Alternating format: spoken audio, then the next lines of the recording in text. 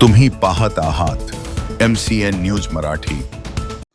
राज्यात गुटखा विक्रीवर कडक बंदी असताना सुद्धा मंगरुळपीर तालुक्यातील शेलू बाजार शहरासह संपूर्ण तालुक्यात दिवसाढवळ्या गुटख्याची खुलेआम विक्री सुरू असल्याचे धक्कादायक वास्तव समोर आले आहे।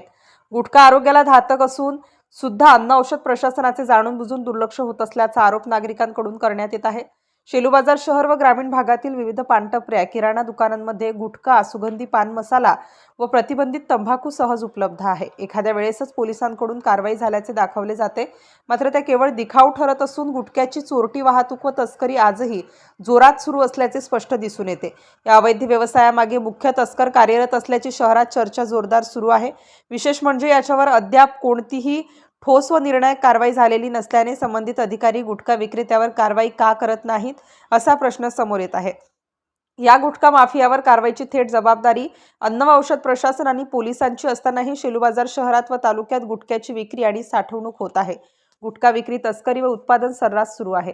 मध्यंतरी अन्न औषध विभागाने संयुक्त कारवाया केल्याचे सांगितले जाते, मात्र त्या काही दिवसांपुरत्याच मर्यादित राहिल्या का असा प्रश्न नागरिकांमध्ये उपस्थित केला जात आहे। MCN न्यूज मराठी करिता राजेश वानखडे, वाशिम।